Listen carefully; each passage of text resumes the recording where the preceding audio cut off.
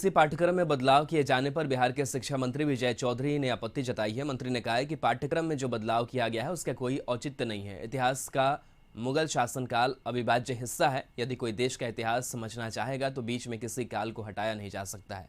इतिहास के अविभाज्य हिस्से को निकालने का कोई मतलब नहीं है। मुगलों का शासन इतिहास का अभिन्न हिस्सा है, इनको अलग नहीं करना चाहिए। इसकी जानकारी सभी लोगों को दी जानी चाहिए। विजय चौधरी ने कहा कि बिहार बोर्ड में फिलहाल कोई बदलाव नहीं किया जाएगा। को या फिर गुट निरपेक्ष आंदोलन को जो पाठ्यक्रम से बाहर किया गया है, मेरी समझ से इसका कोई औचित्य नहीं प्रतीत होता है कि आखिरकार भारत के इतिहास का जो मुगल शासनकाल है वो तो एक मतलब अविभाज्य हिस्सा है। उसको कोई अगर देश का इतिहास समझना चाहेगा तो बीच में किसी काल को कैसे कोई निकाल सकता है। अरुण चौरसिया इस पूरी खबर पर जुड़े हुए हैं। अरुण, जिस तरीके से सीबीएसई ने मुगल शासन काल का जो इतिहास है वो चैप्टर से हटा दिया है, सिलेबस से हटा दिया गया है, लेकिन आपत्ति जताई गई है शिक्षा मंत्री जो बिहार के हैं विजय चौधरी ने, और कहा है कि वो अविभाज्य हिस्सा है और उसके बिना हम पूरे इतिहास को जान नहीं सकते हैं। वहीं एक बयान हमने कल सुना था दिवेश मिश्रा का भी, जो बीजेपी के नेता है। उनका ये कहना है कि अब जो बच्चे हैं वो असली इतिहास पढ़ेंगे। तो कहीं ना कहीं जिस तरीके से बीजेपी और जेडीयू आमने सामने है, सिलेबस में इस हिस्से को हटाए जाने को लेकर के क्या सियासत चल रही है?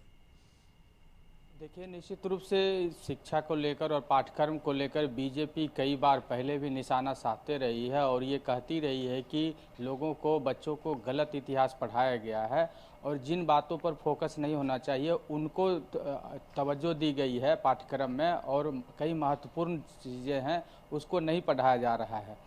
और यही वजह है कि देखिए, जब से बीजेपी सरकार आई है तो कई बार इसकी चर्चा हुई है और अब सीबीएसई ने पाठ्यक्रम में इतिहास और राजनीति विज्ञान के पाठ्यक्रम में कई तरह के बदलाव किए हैं और उसमें मुख्य रूप से कई राष्ट्रीय और अंतर्राष्ट्रीय जो विषय हैं इतिहास में और राजनीति विज्ञान में उसको हटाया गया है। जैसे कि मुगल शासनकाल, इतिहास में मुगल शासनकाल काफ़ी मायने रखता है। 1526 में बाबर से ये शुरू हुई थी शासनकाल और 1857 तक बहादुर शाह जफर जो अंतिम शासक हुए, तो ये कालखंड है। अगर ये बच्चों को नहीं पढ़ाया जाता है तो कहीं न कहीं जो पूरा इतिहास है वो बच्चे नहीं पढ़ पाएंगे।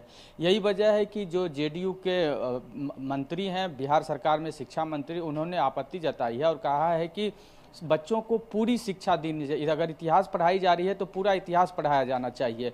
लेकिन चूंकि बीजेपी मुगल शासन काल को लेकर कई बार आपत्ति जताती रही है कि मुगल शासन पीरियड को काफ़ी तवज्जो दी गई है इतिहास में, और यही वजह है कि जब उसे सत्ता करने का मौका मिला है तो उसने सीबीएसई के माध्यम से उसमें बदलाव किया, हटा दिया है।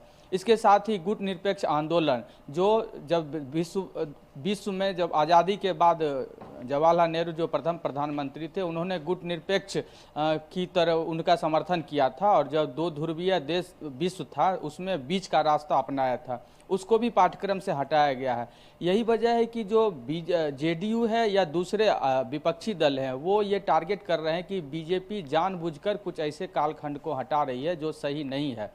विजय चौधरी ने यह भी कहा कि बिहार में ये नहीं होगा, लेकिन चूंकि हम लोग जानते हैं कि सीबीएसई, अधिकांश जो निजी स्कूल हैं वहाँ सीबीएसई पाठ्यक्रम ही लागू है। तो अगर सीबीएसई ये बदलाव करती है तो जितने भी सीबीएसई बेस्ड स्कूल हैं वहाँ ये पाठ्यक्रम लागू होगा और इन बच्चों को पढ़ने को नहीं मिलेगा।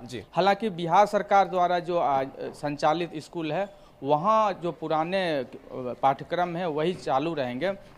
ऐसी संभावना है कि इस मुद्दे पर आगे भी चर्चा होगी और एक दूसरे पर निशाना साधेंगे, चूंकि ये इतिहास और राजनीति विज्ञान का मामला है। चलिए।